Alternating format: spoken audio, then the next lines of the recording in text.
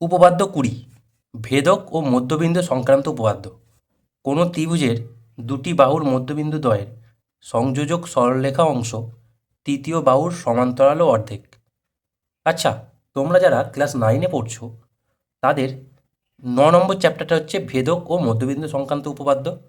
তার আন্ডারে প্রথম উপপাদ্য 20, যেখানে বলা হয়েছে কোনো ত্রিভুজের দুটি বাহুর মধ্যবিন্দু দ্বয়ের সংযোজক সরলরেখা অংশ তৃতীয় বাহুর সমান্তরাল ও অর্ধেক। এই উপপাদ্যটা তোমাদের আছে। উপপাদ্যটা প্রমাণ করতে হবে। উপপাদ্যটা প্রমাণ করার আগে আমি তোমাদের কিছু কনসেপ্ট বা তোমাদের কিছু ভুল ধারণা আমি ক্লিয়ার করতে চাই। যেটা হচ্ছে কি, যে তোমরা বেশিরভাগ স্টুডেন্টই কি মনে করো যে উপপাদ্য মুখস্থ করতে হয়। এই ধারণাটা আজকে মাথা থেকে একদম দূরে করে দাও। কারণ উপপাদ্য কোনো দিন মুখস্থ জিনিস হতে পারে না। উপপাদ্য বুঝে, কি হেডিং দিয়েছে, কি ছবি হবে, সেইটা দেখে প্রমাণ করা। কি বললাম? উপপাদ্য মুখস্থ জিনিস নয়। ওকে, আমি উপপাদ্যটা এমনভাবেই তোমাদের বোঝাবো যেটা অনেক দিন তোমাদের মনে থাকবে। এখন কেন, মাধ্যমিক দেওয়ার পরও তোমাদের মনে থাকবে। ক্লিয়ার? ছবি দিয়ে বুঝে বুঝে উপপাদ্যটা দেখো। প্রথমে কি বলেছে? কোনো ত্রিভুজের দুটি বাহুর মধ্যবিন্দু দ্বয়ের সংযোগ সরলরেখা। তার মানে আমাকে একটা ত্রিভুজ আঁকতে হবে যার দুটি বাহুর মধ্যবিন্দুর সংযোগ সরলরেখা আঁকতে হবে। তার মানে আমরা যদি একটা ত্রিভুজ এঁকে নিই,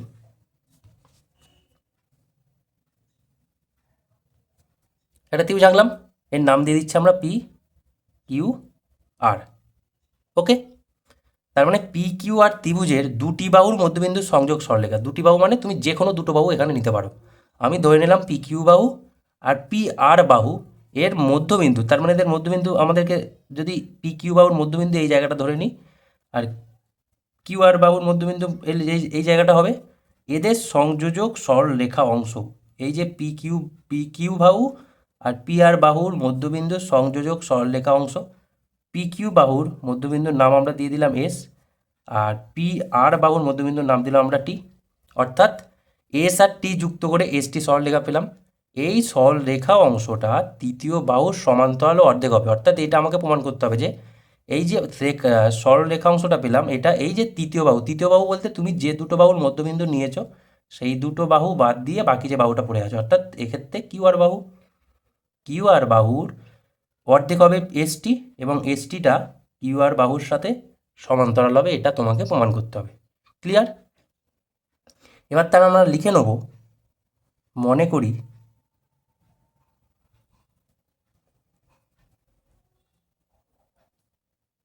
ত্রিভুজ, কি ত্রিভুজ নিয়েছি আমরা? P Q R. ত্রিভুজ পি কিউ আর এর, দেখো, P Q O P R বাহুর মধ্যবিন্দু যথাক্রমে পি আর বাহুর মধ্যবিন্দু নিয়েছি এস, ও পি কিউ বাহুর মধ্যবিন্দু নিয়েছি এস, আর পি আর বাহুর মধ্যবিন্দু নিয়েছি টি। ওকে, এবারে আমরা এস কমা দিয়ে টি, এস টি যুক্ত করে এস টি সরলরেখা অংশ পেলাম। সরলরেখা অংশ উৎপন্ন হয়েছে।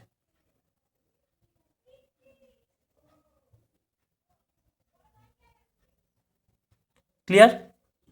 এবার আমাদের কি প্রমাণ করতে হবে? অর্থাৎ আমরা এটা লিখতে পারি, প্রমাণ করতে হবে বা প্রামাণ্য বিষয়, তোমরা যা ইচ্ছা লিখতে পারো। আমি লিখছি প্রমাণ করতে হবে। দেখো, দুটো প্রমাণ করতে দিয়েছে আমাকে। কটা না, দুটো প্রমাণ করতে দিয়েছে। কি বলেছে? যে সংযোজক সরলরেখাটা তৃতীয় বাহুর সমান্তরাল হবে ও অর্ধেক হবে। অর্থাৎ সংযোজক সরলরেখা মানে ছবিতে হচ্ছে এসটি। 1 নম্বর প্রমাণ দিচ্ছে এসটিটা সমান্তরাল হবে তৃতীয় বাহু অর্থাৎ কিউআরের। আর 2 নম্বর প্রমাণ করতে দিচ্ছে এসটিটা কার সঙ্গে সমান হবে না, কিউআরের অর্ধেক হবে, অর্থাৎ হাফ অফ কিউআর। ক্লিয়ার হলো এই পর্যন্ত? এবারে আমাদের এই উপপাদ্যটা প্রমাণ করতে গেলে আমাকে একটা অঙ্কন করতে হবে, ছবিতে একটা অঙ্কন করতে হবে। কি অঙ্কন করব? দেখো, অঙ্কনটা কি করব? এই টিএসকে আমি বাঁ দিকে বাড়াবো। টিএসকে বাঁ দিকে ইউ পর্যন্ত বাড়ালাম। টিএসকে বাঁ দিকে ইউ পর্যন্ত বাড়ালাম। কীভাবে বাড়াবো?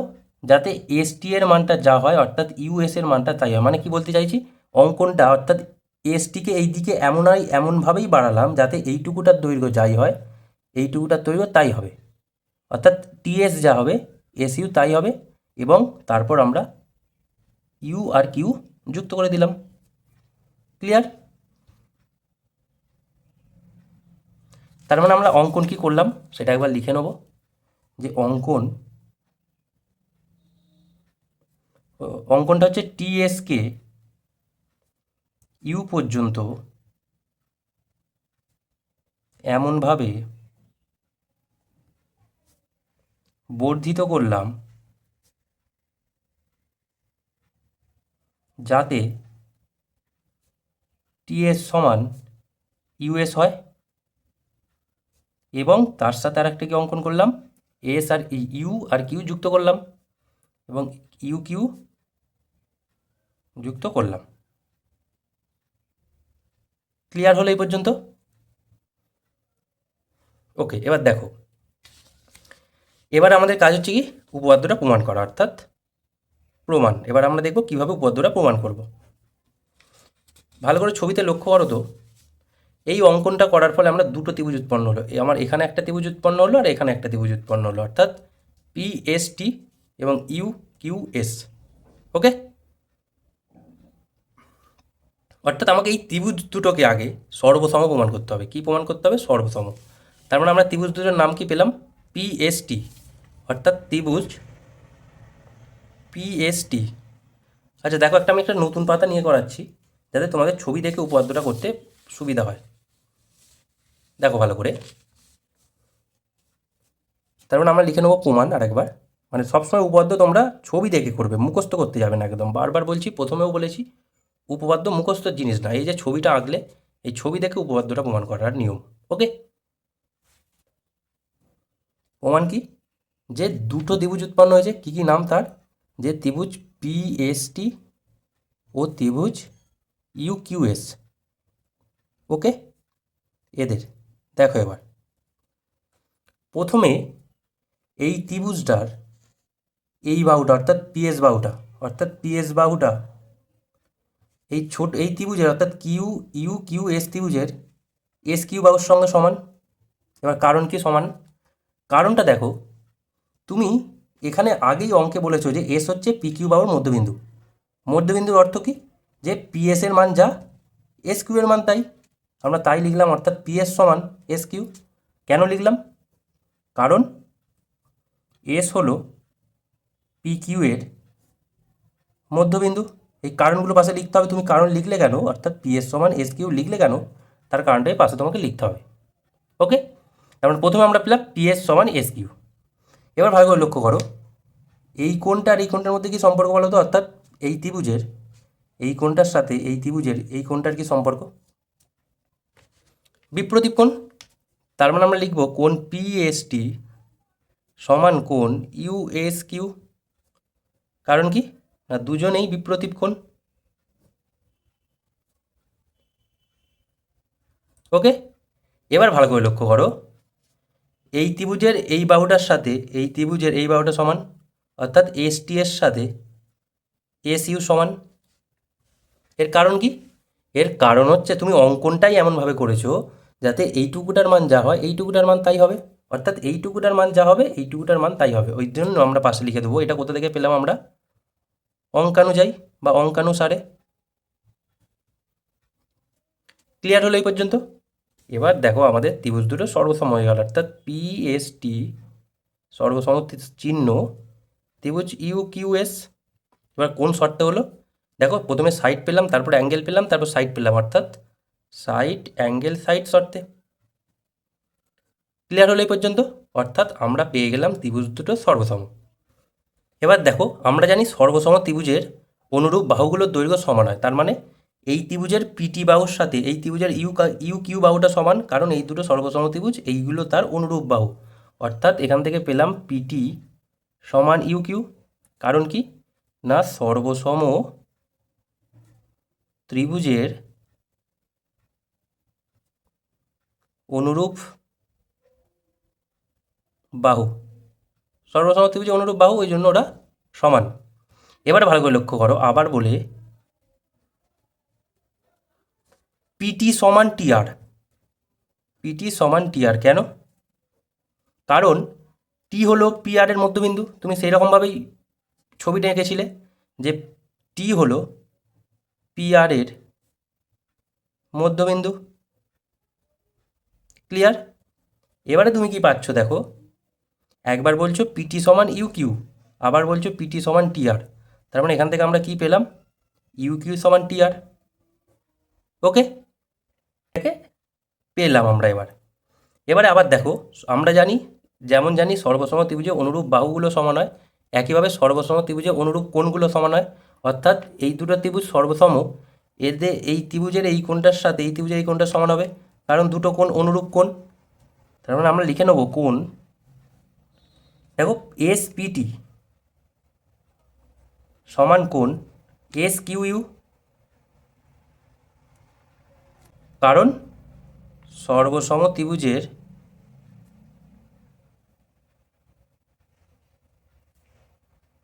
অনুরূপ কোণ।